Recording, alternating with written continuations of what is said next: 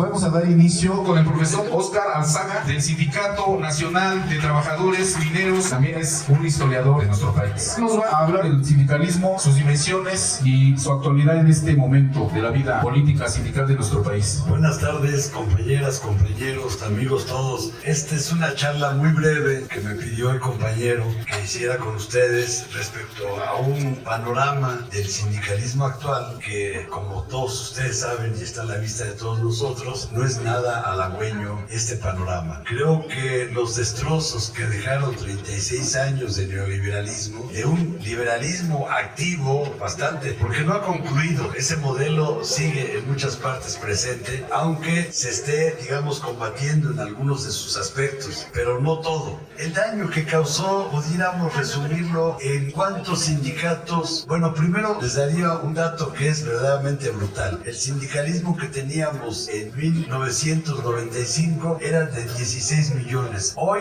nada más hay 8 millones de trabajadores sindicalizados. Es decir, la disminución de los trabajadores sindicalizados fue brutal. Uno. Dos, el crecimiento de los contratos colectivos de trabajo de protección patronal y la desaparición de los contratos que tenían prestaciones a favor de los trabajadores. Ese es otro destrozo completo que se causó. Ustedes saben que en los años 80 y 90 la prestación más cara de un contrato colectivo era la jubilación contractual. No confundir con las pensiones, ni del Seguro Social ni la pensión del ISSSTE, sino la jubilación de los contratos colectivos que estaban en los sindicatos más grandes y poderosos del país.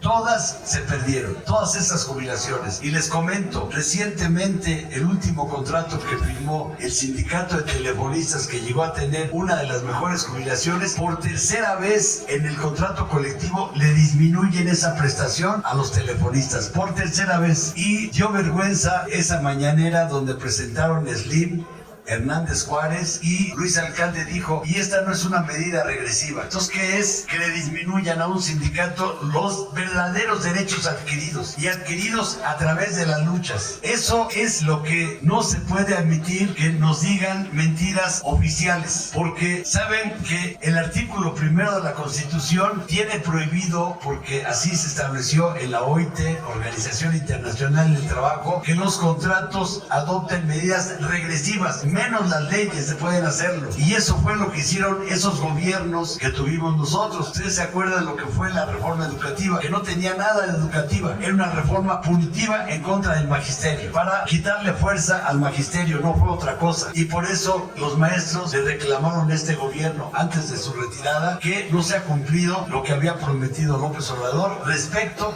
a que esa reforma educativa desapareciera. Sigue vigente. Hasta donde sabemos hay acuerdos, vamos a ver si se cumplen. Yo dudo hasta no verlo. Pero todas esas medidas son regresivas y son contrarias a la Constitución. Miren, los aumentos salariales que se dieron a los salarios mínimos son buenos, pero todos los aumentos que se dieron en contratos colectivos de trabajo son bajísimos. Y son bajísimos, y lo más grave no es que sean bajos, sino que no protestamos, compañeras y compañeros. Y una regla del sindicalismo mexicano y universal es que si los sindicatos y los trabajadores no luchan, no logran avances. Recuerden ustedes, los avances más importantes de Situam, de Stunam y de varios otros sindicatos ha sido cuando los trabajadores hacen huelgas, luchas, manifestaciones, protestas. Y entonces es cuando los sindicatos avanzan y los trabajadores también. Fíjense ustedes que algo que se ha fomentado mucho en nuestras organizaciones sindicales es el conformismo. Uno. Dos, la división, que no haya unidad de los trabajadores. Un sindicato que no está unificado, compañeros, jamás va a ganar. Una condición para ganar nuestras luchas es la unidad de los trabajadores con sus direcciones. Y hoy la mayoría de los sindicatos que existen en México están divorciadas las direcciones de las bases. Y tenemos que conseguir que haya una identificación plena precisamente por los objetivos de los sindicatos. Miren, un sindicato que no lucha no es sindicato, porque las reglas en una sociedad de clase social es que los patrones están siempre buscando no aumentar solo sus ganancias legítimas, sino también las ilegítimas y sobre todo las ilegales. ¿A costa de qué? De explotar más el trabajo y de reducir salarios. ¿Qué tiene que ver los aumentos anuales que estableció el gobierno de López Obrador con el 4% que hoy predomina en la mayoría de los sindicatos, no solo de las universidades, también de las industrias? Incluso hay aumentos del 3%.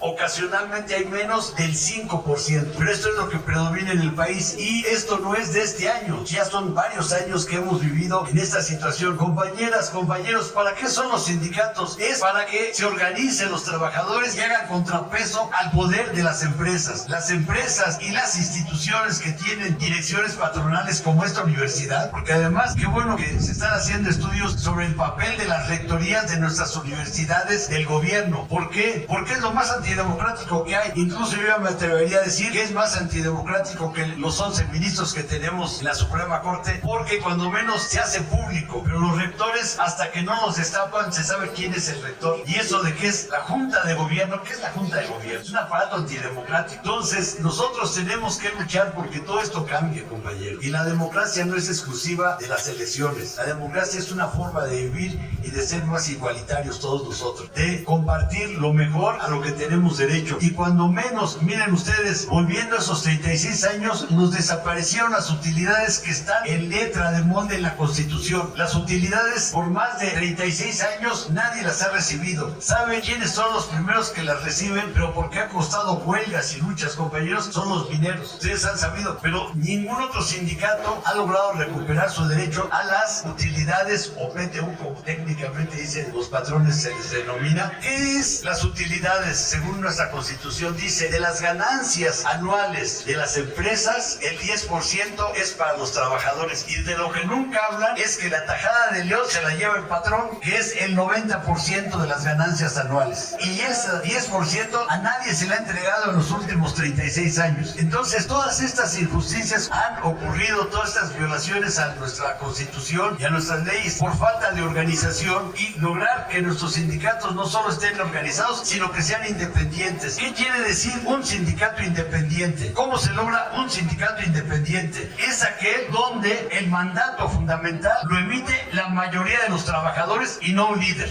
Es el acuerdo que se pone a votación de todos y, como dice la Constitución, la soberanía de México está en su pueblo. La soberanía de un sindicato está en sus trabajadores. Y nadie, ningún patrón, ningún dirigente, ningún partido. Miren, en México nos malacostumbramos a que la mayoría de los partidos estuvieran en el PRI. ¿Y dónde está el PRI hoy? En el basurero. Miren, esto es importante. Ningún partido, ni Morena, ni PRI, ni PAN, ni nadie puede dominar los sindicatos, sino que tienen que ser exclusivamente los trabajadores.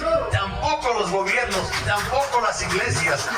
Y es lo que tenemos que hacer en todos lados. Yo esto lo quería comentar, yo el compañero poderlo hacer con ustedes, porque necesitamos hacer que resurja el movimiento obrero mexicano. Y miren, solo como ilustración, les quiero decir que el mejor sexenio del siglo pasado fue el de Lázaro Cárdenas. ¿Saben cuántas huelgas hubo en los primeros 4 años del gobierno de Cárdenas? 600 huelgas cada año. Pero lo mejor no fue el número, que era altísimo. Lo mejor fue que eran huelgas de gran calidad, donde los trabajadores lograron crecer. En estos 36 años, les decíamos, disminuyó la sindicalización en México. Entonces creció al 300% la sindicalización en México. Se hicieron los mejores contratos colectivos de trabajo y lo mejor es que se hacían huelgas nacionales. Ustedes saben que la nacionalización del petróleo, miren, México hasta 1934 era un país de grandes haciendas. La reforma agraria que se hizo en México fue en base a las huelgas de campesinos y jornaleros agrícolas. La comarca lagunera, 25,000 familias se fueron a la huelga. ¿Y qué se logró? Que la gran propiedad en manos de capitales extranjeros pasara a los campesinos de nuestro país. Las huelgas enequeneras en Yucatán y en Campeche también lograron ese avance. ¿Saben qué se hizo? Que en México por primera vez hubiera un reparto equitativo de la propiedad agraria. Pero además, esa reforma agraria fue ejemplo para toda América Latina y les quiero decir que no ha habido